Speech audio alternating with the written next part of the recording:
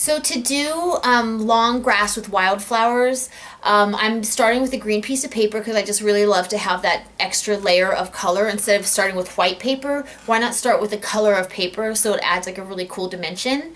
And then again, I'm using the soft pastels, and you're going to apply them a bit harder and then go over them with a wash so that the texture of the grass blade still comes through, but it turns into sort of just a blurry, nice wash of like a feeling of moving grass with wildflowers. So I have like just some like red and orange and just some green pastels. So let's do this. Look what we're doing. So these are pastels. They're not oil pastels. Oil pastels, you would need turpentine if you're going to use this technique, but we can use these with water because these are just soft pastels. They're like a chalk but softer. And so then you have water with like a big brush, and let's add some, let's do this grass first. We'll add some even more color. So if you do it hard enough, these strokes will show up when you do water, but it'll also blend, the water will blend everything together a bit like a watercolor. But the texture will still be there.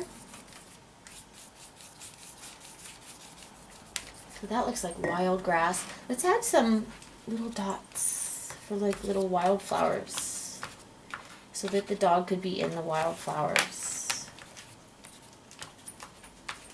The thing is about these pastels is the second you touch them, when they're just on dry paper, they get messed up. But when you put water over them, they turn into just, they don't rub off as easily.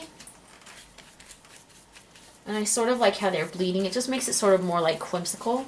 So there's like a grass background. And even if you want, sometimes I like things to happen by accident that aren't really by accident, but sometimes I like how it looks when it bleeds. It just makes cool texture. And then when this is dry, you can again cut some grass into it if you feel like it. Obviously when it's dry, but I'll just do it right now.